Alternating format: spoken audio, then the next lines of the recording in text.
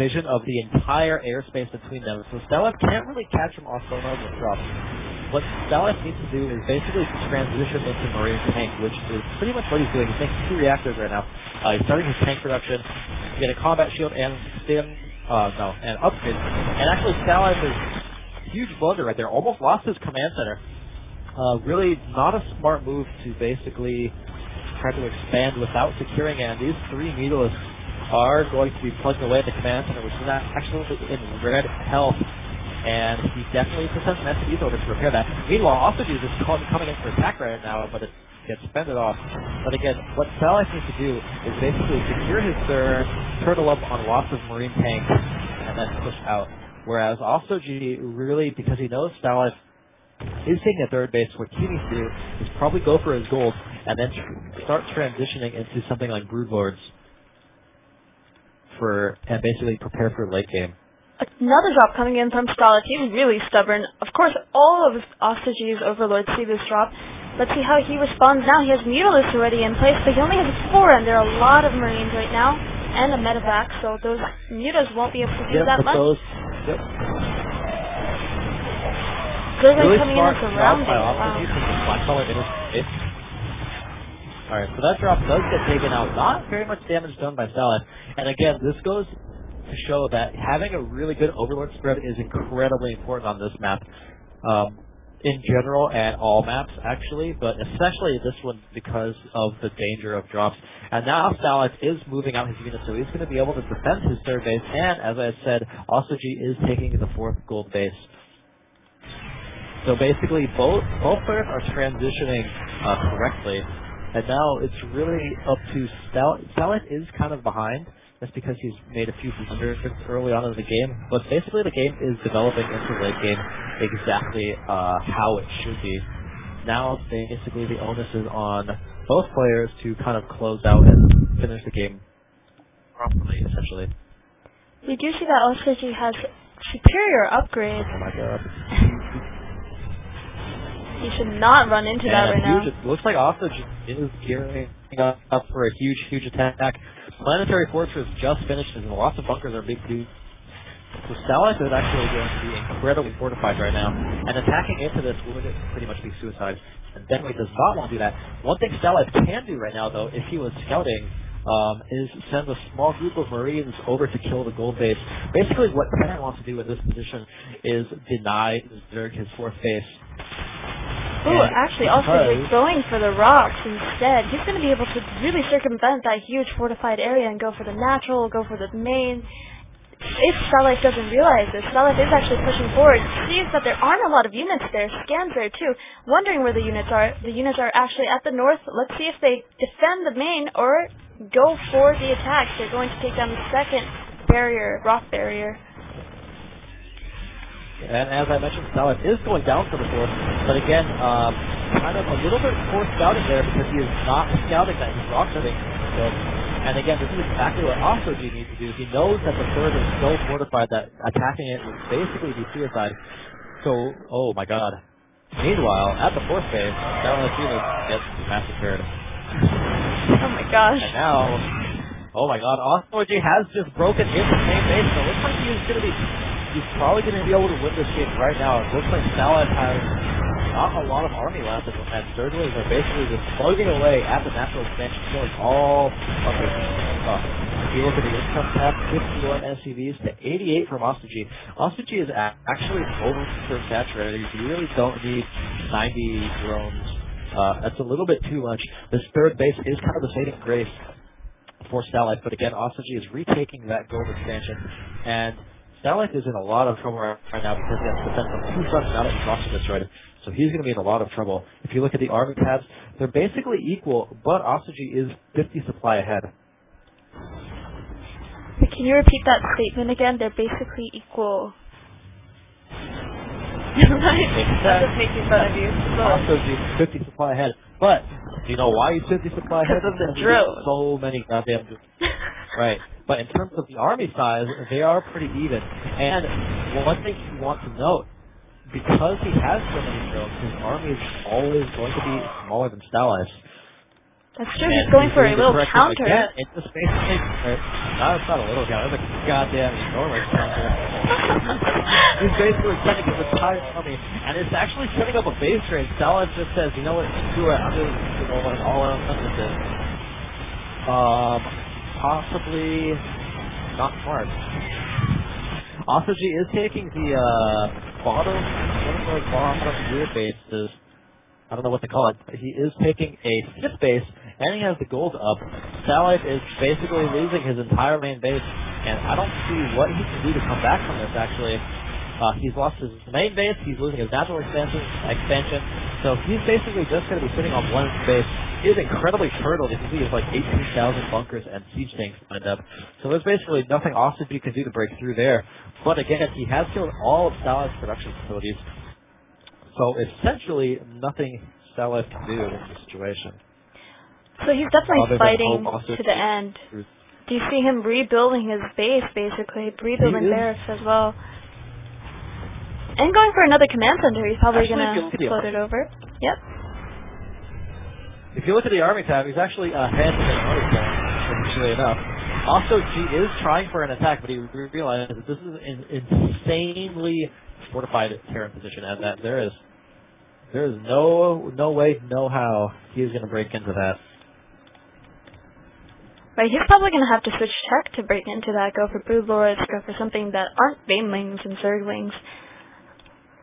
Nova Salif coming in with some Marines, trying to do some harass, but is going to be chased away by this huge Baneling army, rolling off creep, not a good thing to do, won't ever catch up to Stim Marines.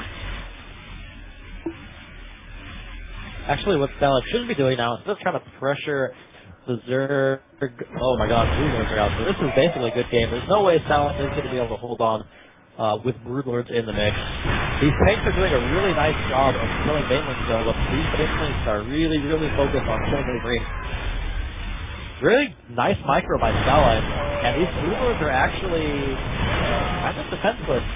So Salif can possibly focus down on them. One Broodlord goes down, but now reinforcements have come. Second Broodlord goes down, but the attack force by Salif is taken out. Now Corruptors are plugging away at these medevacs, and Salif is kind of on his last minute. He does have another command center built.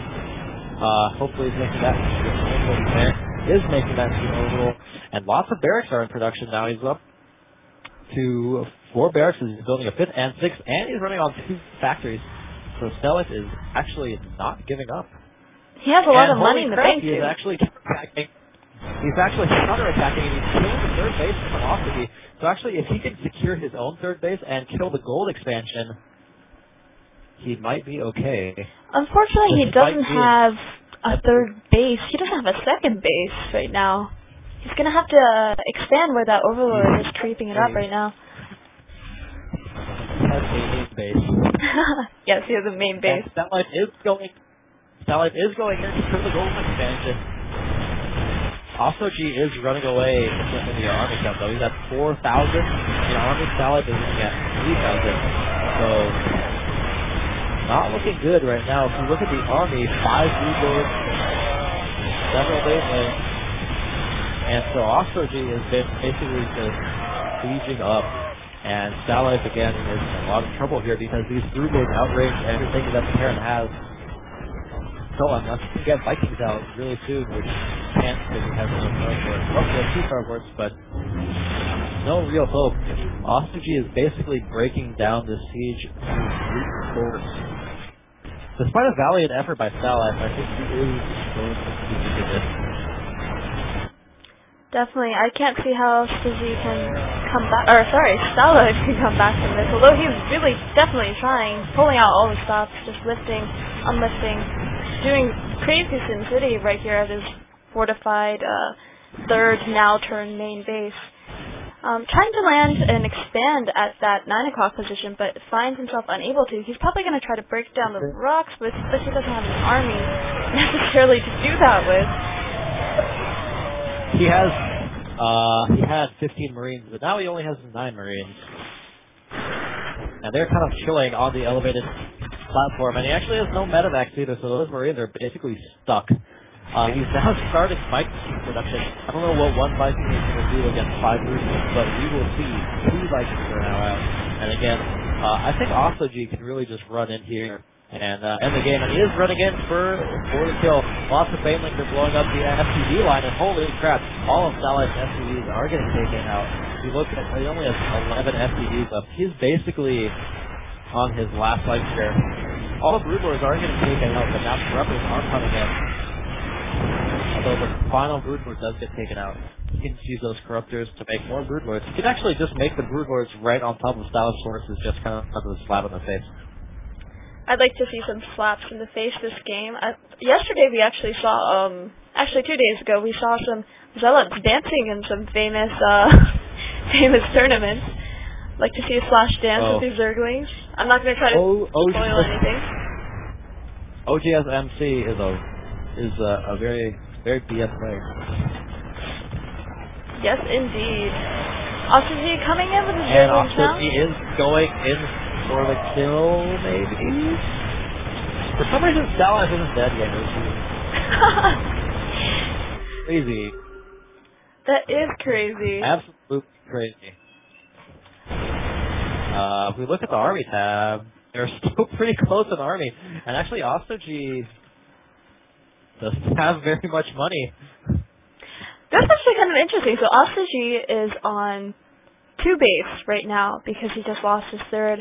This actually reminds me of that challenge that someone gave in Korea where they were like, you have to defeat 4 insane computers.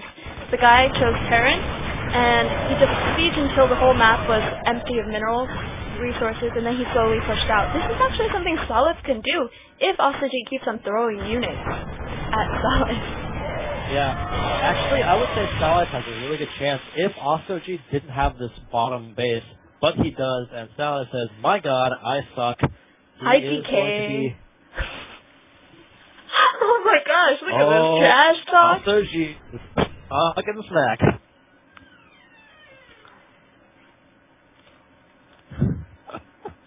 There's a direct correlation between the college you go to and your StarCraft skill level. So apparently, UWO is superior to UBC. Stylus just picked up the joke again. That's only because he went to UBC. He's not smart enough to figure out the sarcasm. And Ostoji is going to go in for the kill here. No, he's not. He's just going to waffle around. He's going to retake that gold base for like the 4th time. These Marines still stuck up on this little platform. They're actually really versatile because of where they can run around. Alright, we see the good game from Stylus. Hey, so Stylus, finally GG's. Congratulations to Ostoji, University of Western Ontario, for winning our show match with the score of 3-1. Stylus tried some interesting stuff the first couple of games. Didn't work out. Tried to switch over to standard play. Also didn't work out. Really good job by Ostoji. Yeah, definitely. Ostoji just played so solidly, I feel. Throughout those games, he just went for a 15 match, played the Econ game, just played really without many holes in his game. Thanks to both players for playing in our show match. By the way, we're at a commercial. Oh, thanks. Yeah. Wait, how do you know? How do you know? Right, so I'm watching the stream on the window. All right, so we should get Eric from TT Esports in for a brief interview. Okay, do you want to do our second trivia? Let's do the interview and then trivia. Okay. Duran, why don't you handle this because I've been interviewing for the first half. Okay. I can also say right. some stuff. Oh, okay. Oh no, okay. Sound like How do I add him? Oh. That's Mark too. Mark, how do I do it? All right, everybody, we are back, and we're actually going to be bringing in. We're going to be bringing in a representative from TT Esports. Oh my God. Let's see if I can even figure out how to do it. Boom. Done.